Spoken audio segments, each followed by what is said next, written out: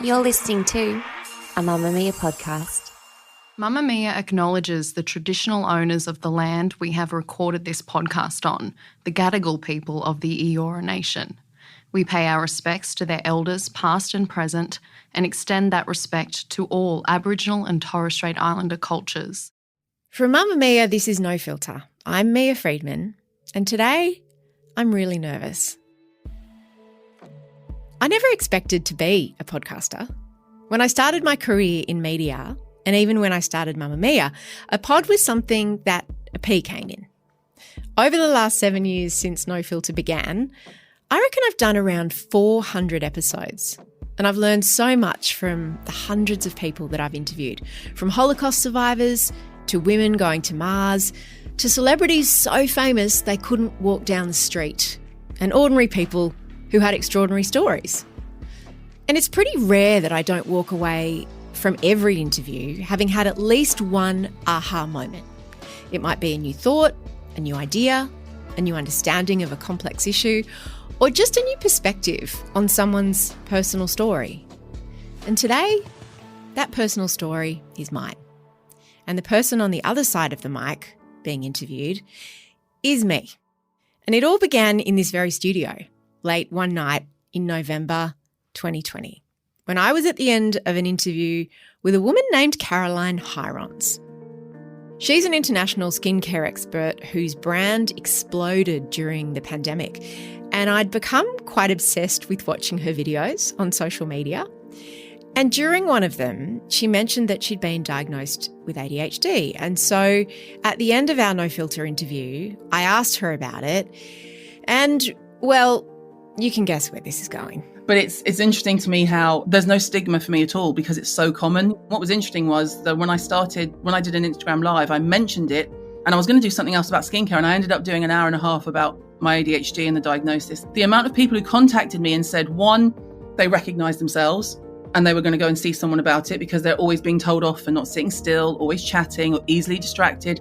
And also the amount of parents who said, oh my God, this is my kid. Caroline was talking about some of her symptoms to me and her personality traits that were ADHD related. And I started to realise in the studio that night that what she was describing was exactly how I behaved and how I felt a lot of the time. And after I finished the interview, I said to my producer and friend Liz, who has known me and worked with me for more than 10 years, I think I need to get tested, don't I? And she agreed because she knows me really well, and she also recognised a lot of the signs and the symptoms that Caroline described because she'd seen them in me. But then life got in the way, and it was still the pandemic, and I got distracted, and maybe I wasn't ready to know.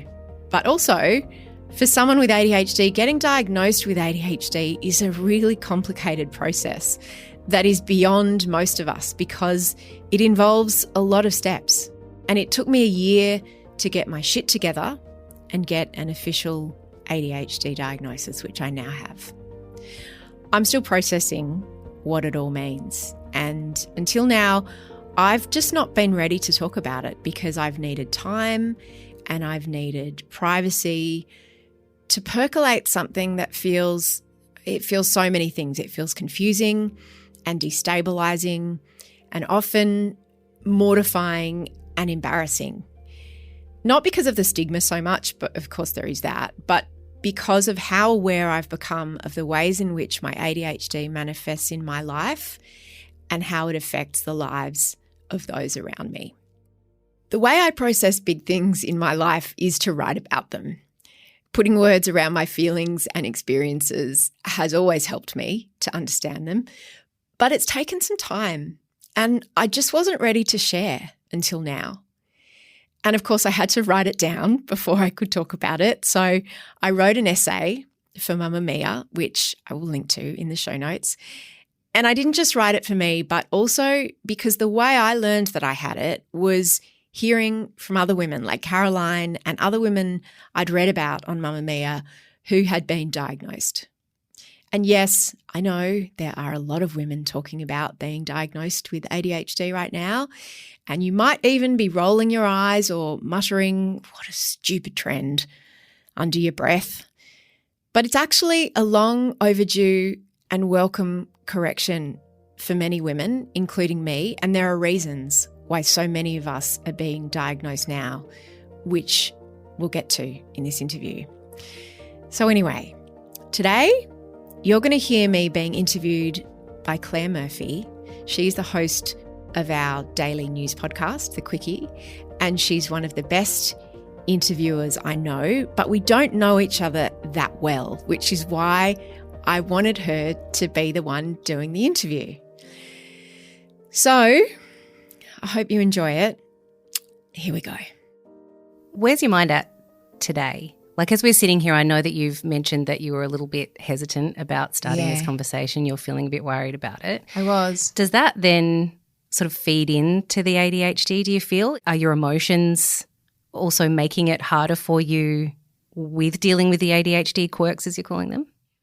There are times and days when I'm worse than others, like when I can feel my ADHD strongly, and then other times when it recedes a little bit and I'm not as aware of it. Feeling emotional, for me, the teariness that I've been sort of feeling today, thinking about doing this interview and rereading my essay before we sat down together, that's not an ADHD symptom so much for me. So for me, sometimes emotional dysregulation can be, so I can go from 0 to 100 really fast in how big my feelings are. But feeling emotional, that doesn't make my symptoms worse. I'm really interested. When I was reading your essay, you were talking about words that described childhood you. And I'm really interested to know what your childhood stories are. You know, the ones when you get back together with family, the stories that are told about you and reminiscing about your childhood. Is there themes amongst those stories that your family tells you were like when you were little? Yeah, there are a couple. One is getting changed. So when I was 3 years old, my mum got a phone call from my preschool teacher saying Mia keeps going into the bathrooms and getting changed through the day. And my mum didn't understand how. And they called and they said, well, we're a bit concerned. It's winter and she'll come out wearing a little sundress. And so my mum talked to me about it and discovered that every day I was packing extra clothes in my kindy bag to go and change through the day. And also I liked to dress, well, kind of like I do now. Like I had very specific ideas about what I wanted to wear. I really enjoyed clothes even as young as 3. And the other word that was used about me a lot as a child was precocious, which I remember feeling ashamed of. I learned very early on that wasn't a good word. And also that I could never do my homework in my bedroom. I'd always I nearly said my laptop, but they didn't exist in the 80s. I would do my homework in all various parts of the house, never in my room. I always liked to be working around other people. So there are just a couple of things that I sort of have realised are probably still true of me now and are quite connected to my ADHD. So looking back, you feel like the signs have always been there? Yeah, and one of the ways that you get diagnosed is that you have to be able to not necessarily prove, but you have to be able to show examples of ADHD-like behaviours throughout your life, because it's not something you can develop. It's something that you have to have had your whole life. And that's kind of one of the ways that people or that health experts can tell whether you might just be going through a phase where you're very distracted or when you're very, you've lost focus, or if there are things that have been there all your life and they can sort of draw lines and go, okay, the signs were there. And for girls, that's really hard because a lot of the things are not things that you would even think about. Obviously I was very chatty, like all my reports said I was talking too much. I always talked too much and I was always too much. I always remember being too much. What was your perception of what ADHD was before you got diagnosed? Like, we've all heard the stories about the naughty schoolboy, but what was your idea of what ADHD actually looked like before you understood it a bit better? It was exactly that. It was a hyperactive little boy who couldn't sit still in class. And one of my sons had a friend who had ADHD, and I knew he did because when he stayed at our house, I'd have to be in charge of his medication. And I knew the behavioural issues that he had had at school and just generally from talking to my son and talking to this little boy's mum. And so that's what I thought ADHD was. That's why it never occurred to me that it was something I could have. Like, yeah, never. Had anyone like dropped it on you though, even as a joke? You know how like you might do something and people are like, oh gosh, you've got ADHD. Like it just in an offhand kind of way. Had anyone even kind of linked it to you even in a joking way over the years? Only in the way that people use that as part of the vernacular in the same way that people throw around, oh, that's so OCD. Or, you know, I think that as we've understood a little bit more about some of these neurodivergent conditions, we kind of use it as shorthand for being hyperactive or being easily distracted or being really obsessive about, you know, fastidious about how the dishwasher is stacked. And of course, people who really have those conditions, it's very different for them. But I understand that's how that awareness of these things enter the vernacular. So maybe someone might have said ADHD, but I didn't even think it was something adults could have. I thought it was something kids had. Well, let's talk about how you actually figured out that you do have it, right? So you've got this list of what you're referring to as quirks. Talk me through, I mean, looking at it through the lens now of a diagnosis, talk me through the quirks that you can now look back on and go, okay, now I have an explanation to this behaviour that probably not everybody does. So I've always been very badly organised at life. My life skills have been really poor. Like, you know, things like paying taxes, paying bills, registering my car, you know, getting pulled over by the police who are like, is this your car? And I'm like, yes. But in that moment looking around and going, oh my God, I think it is. Did I get in the wrong car and drive it off? Because that's probably something I would do. And discovering that my car hadn't been registered for 6 months. And then the chain of events, so then I had to get a new license plate and then I had to get it towed to the, you know, all these kinds of things. So I was used to existing in a state of chaos that I never really questioned because I've always existed in it. And it wasn't unmanageable because I met my husband when I was quite young and he took up a lot of the slack of that stuff in our life. So I don't know anything about our bank accounts or, I mean, I know where they are and I've got the app on my phone, but, you know, I don't know how much money we have or when our tax is due or anything, you know, about mortgages or I only just recently learned at the age of 50 what night the bins go out. And so I was always aware and I felt ashamed of that as a feminist because, you know, you don't need to rely on that big bad man to do all the work for you, right? I'm meant to be capable and embarrassingly, humiliatingly relying on my children. Like, because I had my first child when I was quite young and whether he knew that he had to do this as a survival instinct or he was just born that way, but he's always been very adult and he's been like, it's kind of like that Adina-Safi relationship on Absolutely Fabulous.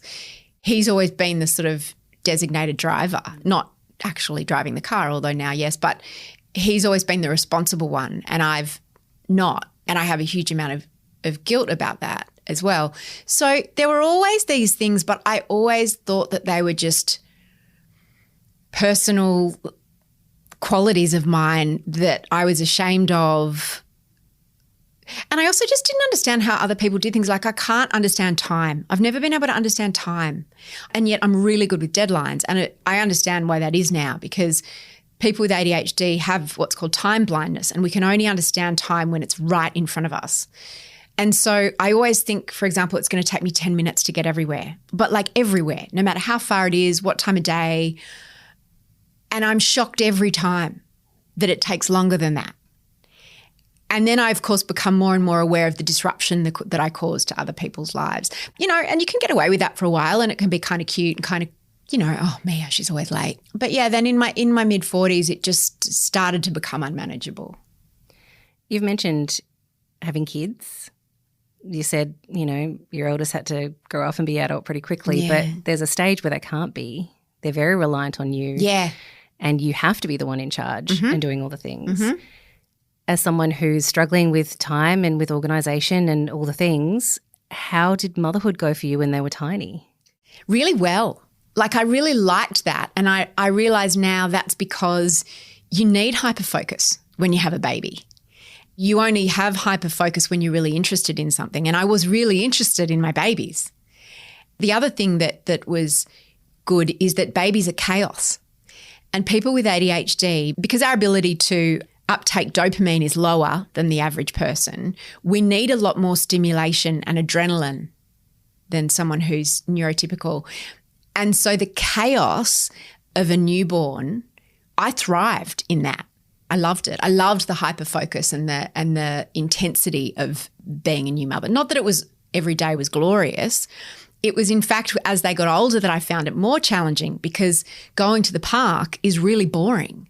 Playing puzzles is really boring. And I said that recently on a podcast when I was interviewing a woman who was talking about staying at home full time. And I couldn't do that because it's not stimulating enough for me. It's not stimulating enough for a lot of people, and they do it anyway. I get that. But for me, it felt being bored or not being stimulated enough feels physically uncomfortable, like physically and mentally incredibly uncomfortable. You said by the time it's your 40s, these things are starting to become unmanageable. It sounds like it's been fairly unmanageable at times for you. Before that, what was it about hitting your 40s and the things that were happening that maybe made you realise that something else was going on? It's just like the volume got turned up on all of my quirks, in inverted commas, and they became absolute liabilities. And I was exhausting to myself and exhausting to everyone around me. Like I would be crashing my car, like not seriously, but I would keep having minor car accidents. I couldn't remember things. I couldn't focus. I couldn't manage my life. Like I kept spilling things, like things like I'd have a smoothie every morning. I have done for, 10 years, green smoothie. Like I should know what to do now so that I don't drop that. Like I should put it somewhere so that it doesn't fall, or I should put the lid on it so that it doesn't come off and then stain the carpet. So everything just kept setting off this chain of events, and it was getting to the point where the chain of events was blurring into the next one. So I was in a constant state of literally and figuratively having to clean up after myself because of chaos I was causing in my own life. I was just getting so much in my own way. I just felt that my life was unmanageable, and I felt it just tipped over into it's me, but so much worse. Causing chaos in your own life is one thing, but obviously you have people in your orbit who are going to get pulled into that. Let's start off with Jason, your husband. How has ADHD played a role in your relationship, and has it, now that you've been diagnosed with it, has it changed? Yeah, it has. It has. It's played a huge role. I think we've been yin and yang in many ways, and I think a lot of couples are like this, where they might have a little difference, like someone's a bit more messy and someone's a bit more clean, and then the longer you're with someone, you kind of become more and more polarized. Because someone's a bit more clean, that means the other person can sort of be more messy. And then because the other person's more messy, the other person has to become more clean, to the point where you find yourselves quite extreme versions. And as I've sort of become more and more chaotic, Jace has had to become more and more organized and clean up more and more of my messes. And that's taken an enormous toll. And I think the way he used to think of it was that I was just reckless and uncaring, and I didn't give a shit about the fact that there were consequences of my actions and that everybody had to clean up those actions. And I did become aware of it, quite a few years ago. And so I was talking a lot to my therapist at the time about this idea of impact, and it was my word of 2019. On Mamamia Out Loud, we all, on our podcast, we choose a word of the year instead of a resolution, and it's kind of like something that we really want to prioritize in that year. And for me, it was impact, because I wanted to try to make more of a positive impact on the world and on my family, and less of a negative impact on the people who were close to me with my chaos. And as much as I tried, I just couldn't. Like I tried so hard, and to the people around you, it can come across as being selfish or being careless or being thoughtless. And I totally get that. And so once I was diagnosed, it's been a way for my husband and my kids and the people I work with to understand where that comes from a little bit more, and that it's not because I don't give a shit. It's because it sounds so weird. Like my brain just can't do it. Like I can't understand time, and I can't sit in a meeting for a long time sometimes. What I find really hard to grasp is how someone who's living in a world of chaos like you're talking about can also start a media empire. Like it feels like someone who's unable to keep all the threads together shouldn't be able to achieve what you've achieved, because you've achieved so much in your career. But it feels like it was so untidy in your mind. How did you keep your ducks in a row in order to make it to this point? And I didn't understand that either, and I do now a little bit more. So entrepreneurs are 3 times as likely to have ADHD, because when you've got ADHD, you don't really have a concept of risk. You can't grasp risk very much, and you need to have a big appetite for risk to start a business. And so that worked in my favour. But it can also be a downside, because I don't understand when I'm going, oh, I don't need to put the lid on my smoothie cup, or, yeah, I'm sure I can just reverse into this car spot. It also can be a really bad thing. And I'll be honest, if I was trying to do this on my own, there's no way. Like when Jace came on board, I started Mamamia. I did it for 18 months by myself, and I'd worked myself into the ground. I'd started to develop an audience, but it wasn't a business. I hadn't made any money from it. I didn't have a business plan. I didn't know what I was doing. I was just obsessed with it, and it was working. But that's not enough. So without Jace, and he's always been the CEO, and that was something that I found really hard for my ego in probably the first 6 or 7 years or longer, I wouldn't have achieved any of this. I couldn't have achieved any of this. Like I honestly couldn't have. But the success that I have had has been because I've always worked in a field, which is women's media, that is of deep interest to me. So I've always had a hyper focus on my work. Like I'm hyper focused on women and content for women. And I always have been ever since I discovered magazines, probably at about age 9. And so maybe if I was working in a different profession, I know I wouldn't have been successful because I'm not as obsessed with it. I mean, if I'd have been obsessed with it, maybe, but that's been key, those 2 things. It's been Jace, and it's been, the hyper-focus obsession. I'm going to say something now, and I hope that you will take it. Bring it on. It's a safe space. In a good way. I mean, obviously I have to understand that, like, I'm an employee of yours. So, like, my experience here and working for you has been an interesting journey for me.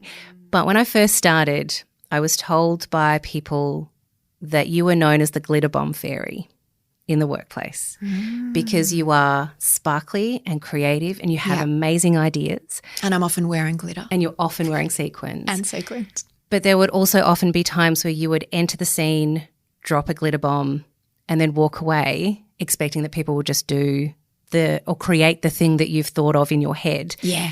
And sometimes people will do that. Sometimes it'll be done with very little manpower, or sometimes when people try and say that can't be achieved, your response is like, no, it can. And I don't understand that. Yeah, so it's like, do you see the impact sometimes that maybe your behaviour has on your colleagues in the office? So much. And, that's such an area of deep shame for me, because the other thing that I'll do is, and you've experienced this too, again, much to my mortification, if there's an area that I'm suddenly interested in, you won't have seen me for a while, or you won't have had much to do with me, and suddenly I'm so in your face micromanaging everything that you are doing, because that's where my hyperfocus has gone, and I can't switch it. It's really hard for me to switch it off. And I don't understand often why other people don't have that same hyperfocus, because I just assume everybody does. And so that used to manifest itself in having expectations of other people that weren't realistic. Many years ago, in the early days of Mamamia, like expecting everybody to work and be as obsessed as I was. And I've realised that that's not okay, and that's not conducive to a happy workplace or happy people. But also shiny object syndrome for sure, where I'm like, once I've had an idea, I often like to get my hands dirty and actually make it happen, but then I'm gone. So you're right, I'll shine my light on an area of the business or an idea, but then the boring stuff of actually making it happen, no, I'm not interested. And that is something that I've also learned through trial and error, and I'm sure by pissing off a lot of people that have worked with me. And I still do. And I still, I had to apologize to someone yesterday because I was just all up in their grill, not in an abusive way and but just in a hyper focus is the only way. I just in an intensity. And I think it can be, you tell me, can be really disconcerting. It's not delivered in an angry or a mean way. And that's the thing is you never feel like you've been yelled at or told off. Oh, no. It's never like you're an idiot, but it's just we need to do this, we need to do it immediately because all of that, I don't understand time and I don't understand how long things take, which is why for myself I will always have too much on my plate because I don't understand what it means to say, oh, no, I can't do that. Coming up after the break, there's more of me talking about ADHD. When you're talking about becoming obsessed with things and always needing stimulation, how has the introduction of social media platforms been in your life? Because even the best of us struggle to stay away from it and just be constantly fed information. How do you do it? Does that work in your favour, having that at your fingertips all the time? It's very soothing for me. That's so odd. Yeah, well, it's not though because in the same way that ADHD medication is basically speed, which seems odd, right? Because we're racing. It's the opposite. But it's the opposite. So because we need so much stimulation, giving us that stimulation is actually really good. It's really soothing and it makes us feel okay. When we don't feel okay is when you take the stimulation away. So I actually think one of the reasons that I've been able to thrive in the digital media space is for that reason, because it's made for my ADHD brain, and I can't speak for other people that have ADHD. But I also think that has probably allowed a lot of us to mask, which is what you call when you kind of actively or unconsciously try to hide your symptoms. And social media and digital media has allowed me to do that. So it's like, okay, next. You can never be bored anymore.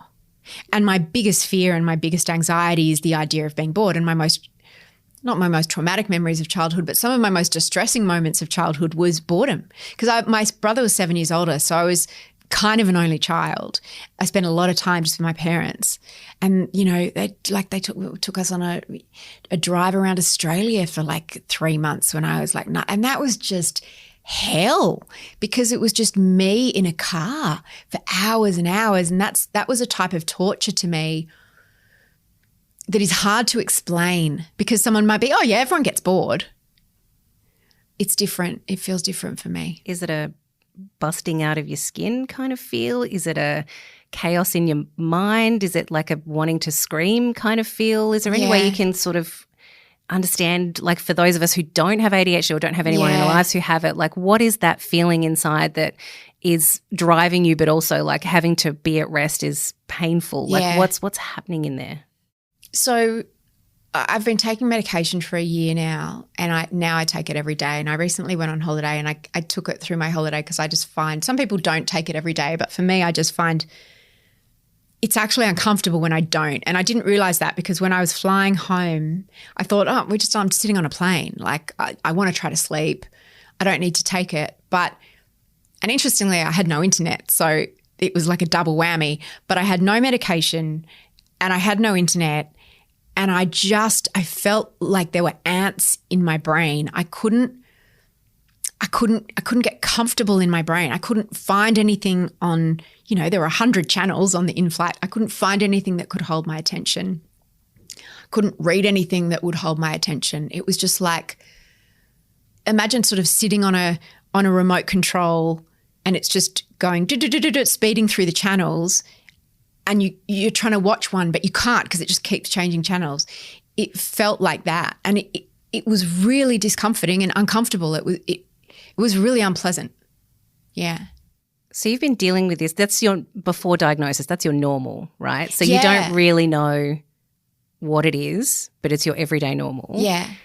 What then do you go, okay, my everyday normal isn't supposed to be like this? What steps push you towards diagnosis? Well, 3 things. Firstly, my life was becoming unmanageable and I didn't know why. I thought it was peri, which it partly was. And I think that a lot of the symptoms of peri are similar to symptoms of ADHD, like forgetfulness, emotional dysregulation, I've forgotten them, all of those kinds of things. And so that's why a lot of women get diagnosed in their 40s, because the lack of estrogen turns up the volume on all your other symptoms. So that can often push you or push other people to go, hey, something's going on. And then I read something on Mamamia, and it wasn't that it was even in the back of my mind. I was in a meeting and we were looking at the top 5 stories from that week. And the top story had been a first person story by a woman who said, I got diagnosed with ADHD as an adult. And I just read it because it was the top story, not because I thought, oh, maybe that's me. And then I read it and went, oh, maybe, wow, mate, that's all quite familiar. And I learnt about the difference in diagnosis of girls and boys. And this woman had said she'd been diagnosed with anxiety, which is also really common because most people with ADHD have another, what's called a comorbidity, which means another condition. So it might be an eating disorder, it might be anxiety or depression or autism. And so often when you go to be treated or diagnosed, the health professional will treat that symptom. So I had an eating disorder when I was younger, and I was diagnosed with anxiety in my late 30s. I already knew that I was dealing with a few issues and I had those, and it was like, right. So no one was looking, including me. And then the next thing was I was watching Caroline Hirons, who's a skin expert actually. During the pandemic, I got really into skincare and her, and she was just doing an Insta Live about, there was something I recognised about her manner. She's very, I can now pick ADHD from a mile away, but she's very scatty as a way, not scatty because she's brilliant, but distractible. She'll go this to this to this to this. She'll just jump around. Her thoughts will jump around. And I felt an uncomfortable sense of familiarity about that. And then she happened to be talking about how she'd written this book on skin, and she said one of her kids had been diagnosed with ADHD, and she'd learned that ADHD was as hereditary as height. So a lot of women are getting diagnosed in their 40s and 50s and 30s for this reason, because it's being picked up in kids, and during the diagnosis process of their kids. You're going to hang on a minute. Yeah. Women will go, oh, that's not what happened to me, but it happened to her. And so she said she had to sit down and write this book, and she just couldn't.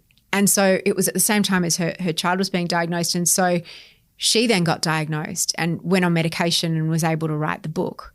That was the other thing that made me go, okay. And it was lockdown, and I just thought, yeah, I'm going to find out. So you go through all the process of being diagnosed, because I understand it's not a quick process. No, and you can't just do a quiz on the internet. You can't just read an article about someone and go, oh, yeah, that sounds a bit like me.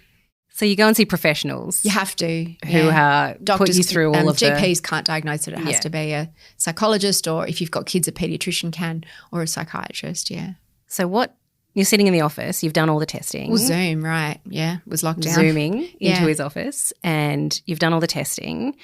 How was that news delivered to you, and how did you take it in that moment? The process of doing the diagnosis, which was I had to do this preliminarily very detailed, long questionnaire. In answering those questions, it became quite clear to me probably what the outcome was going to be. And as I started sort of reading a little bit more about it, and then I met with a psychologist over Zoom, and we talked about the results of my questionnaire, and that included a lot of things about my childhood, and we talked more. And she said, yeah, look, you do. It's one of the more definitive diagnoses I've seen, And she explained to me there's 3 types. There's hyperactive, which can be not just hyperactivity of movement, because you wouldn't say I'm a person that's like always tapping my foot or You're not a bouncer. running around. I'm not a bouncer, but hyperactivity of thought as well. And then there's inattentive, which can be more about vagueness and inability to focus. These are the kids looking out the window during class Yeah. kind of style, yeah? Yeah. And then there's combined type, which means you have both, and I'm combined type. And she said I'm pretty much evenly split. So there's ways in the diagnosis process, there's ways that they can see which type you have and what the split is. And for me, she said it's pretty even. So, yeah, that's how I found out. And then what happened after that was, it was just, that was harder than finding out that I had it. It was sort of the next part, which was there any processing relief in finding out? Yeah, there was. There was everything. It was just big feelings, just all of the big feelings just hitting me. So there was relief, there was shame, there was shock, there was anger. Where does the shame come from? Oh, I'm a bloody 50-year-old woman. Like, I'm a 50-year-old woman with ADHD. Like, no one sort of dreams of being diagnosed with ADHD or anxiety or depression. It's not like something that you want, you know?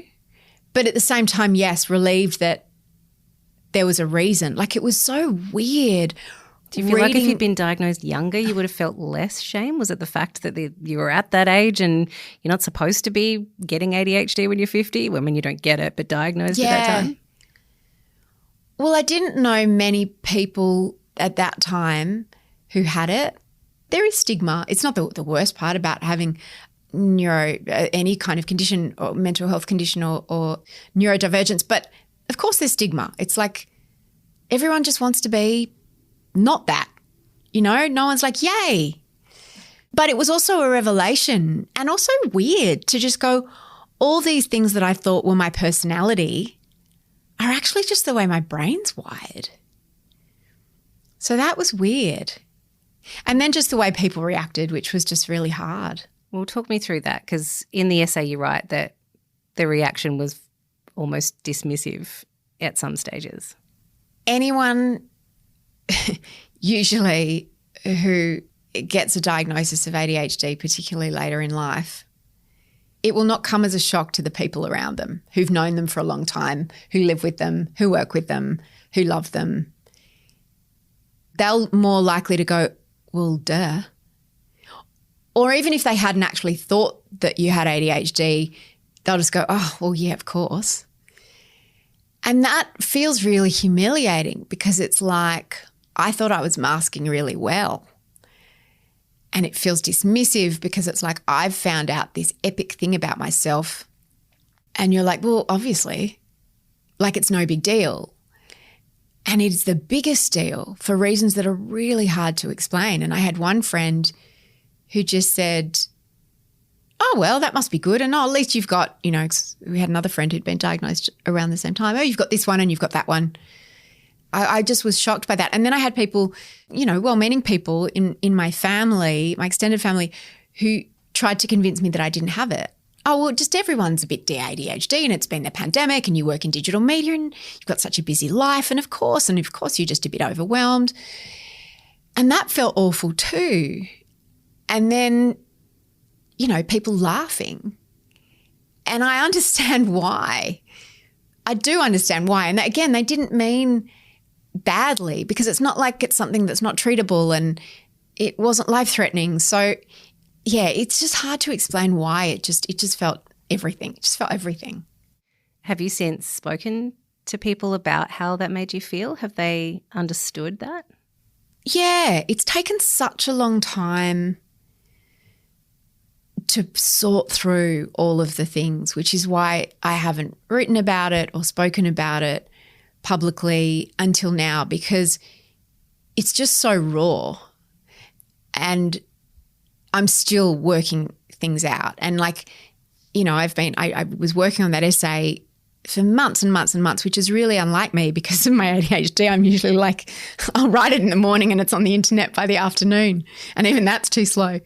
But I'm really glad that I took my time because the way I felt about it changed.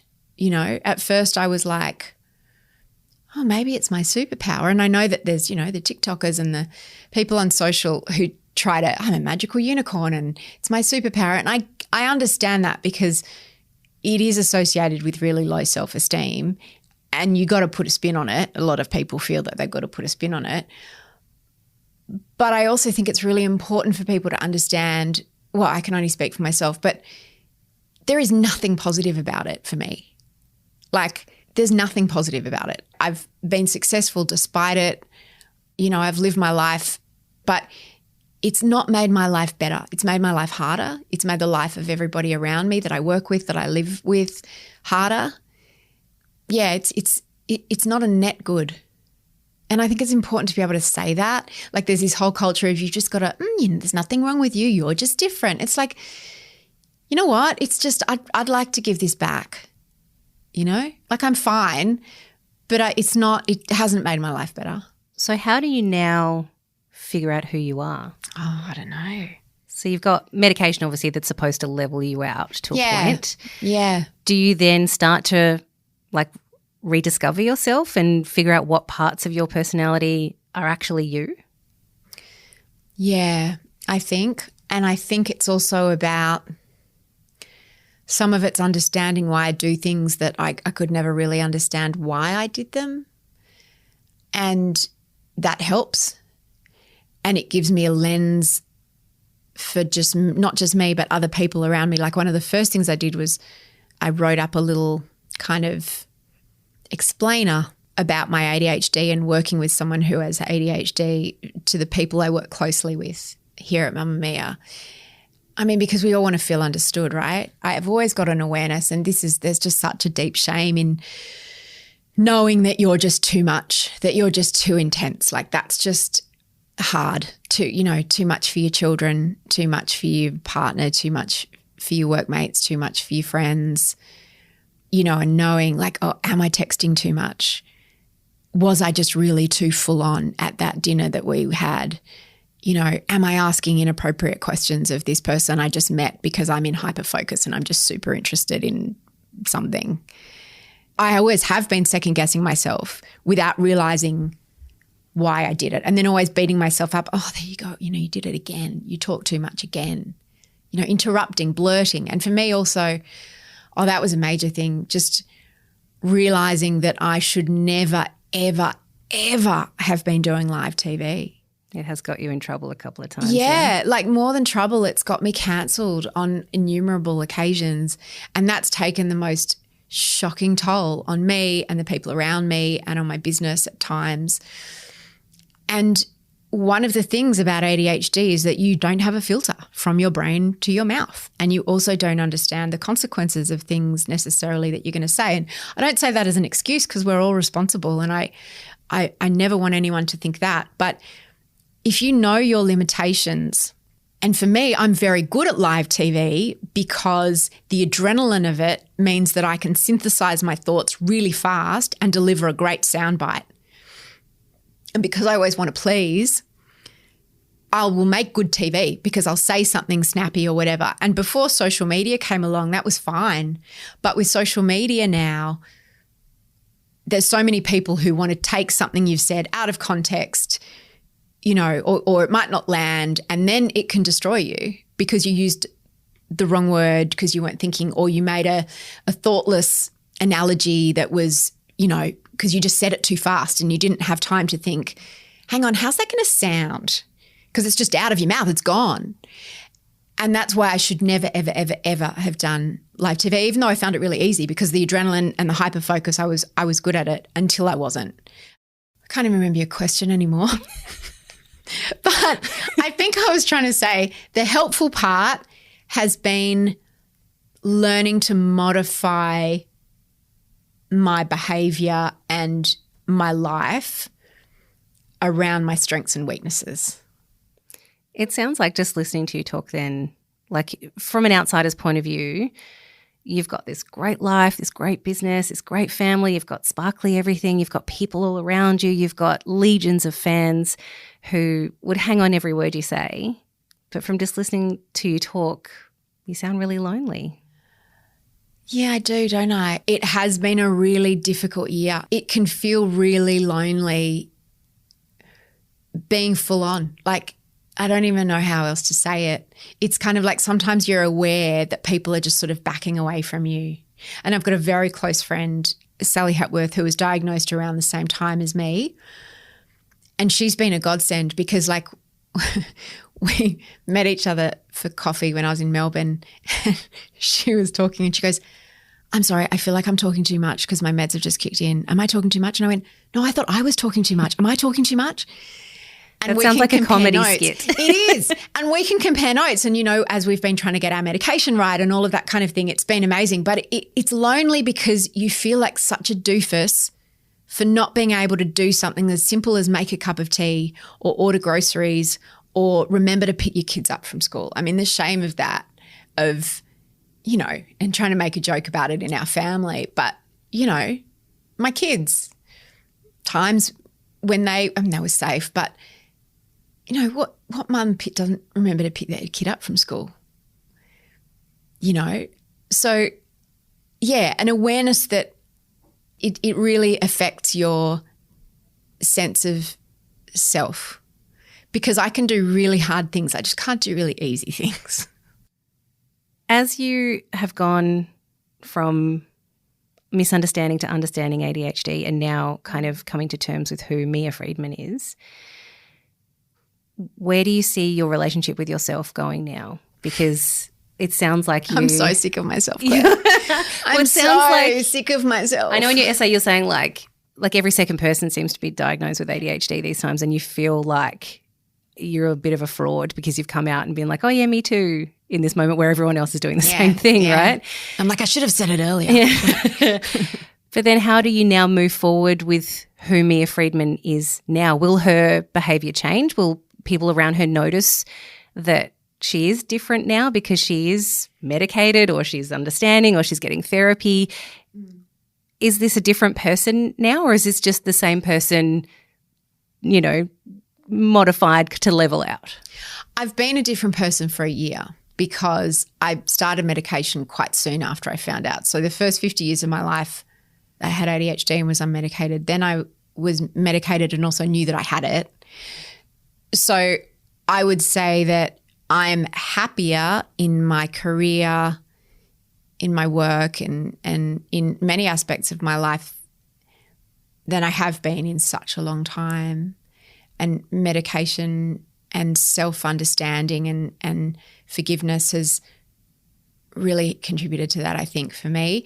I'm sure that a lot of people will now look at like what you did when you just went, oh, now I get the glitter bomb thing and I get that. That makes sense. Not to say it's not really still hard and really annoying, but I think you see it through a different framework. Like I've got people in my life who are on the autism spectrum and were diagnosed quite late and not realising, and now I know I'm just not like, oh, they're not just rude.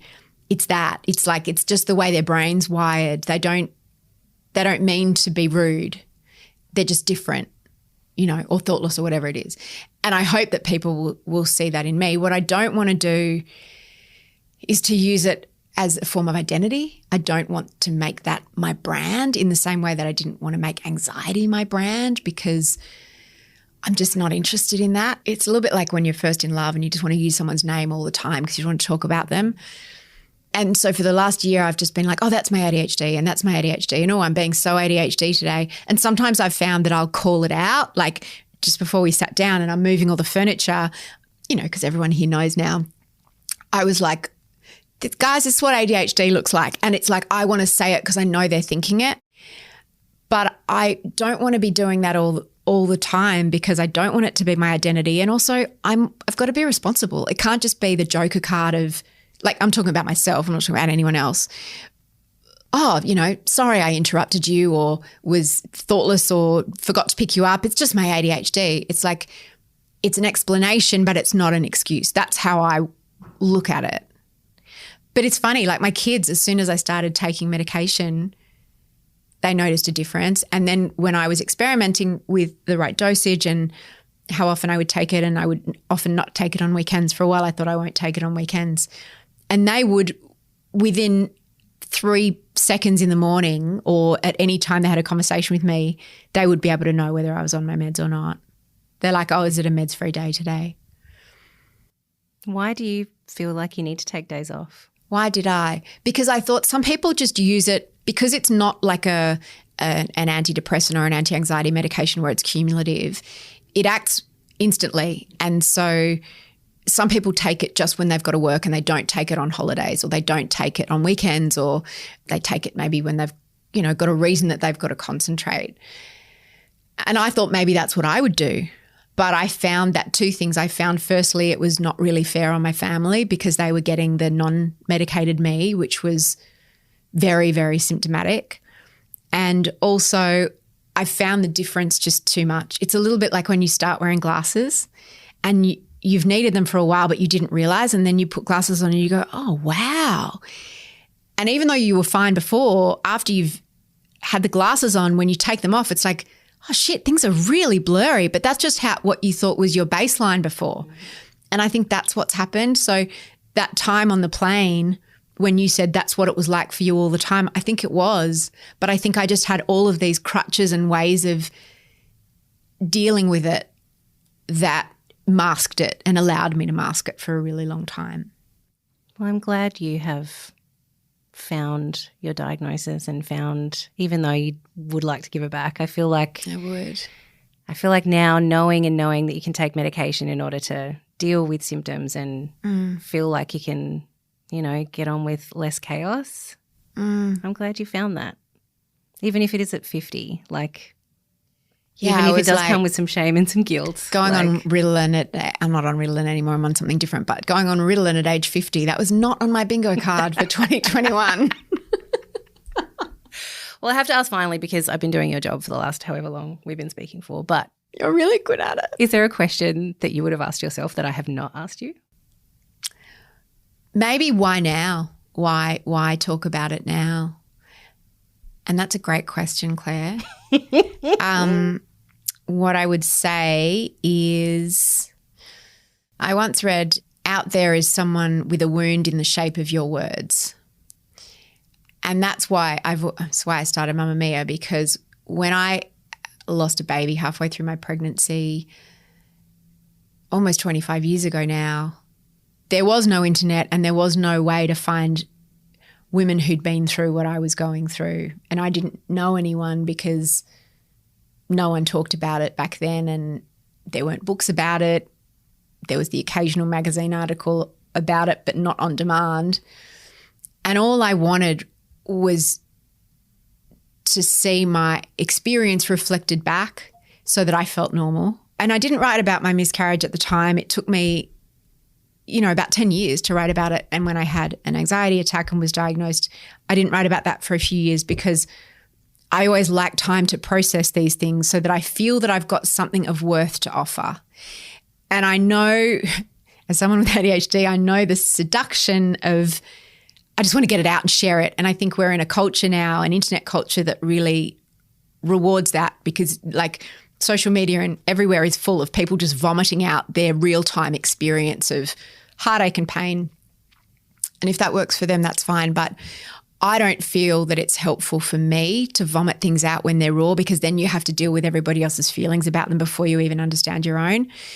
And I also don't think it's helpful for other people, because I think that rawness of other people's feelings can be really unhelpful and upsetting.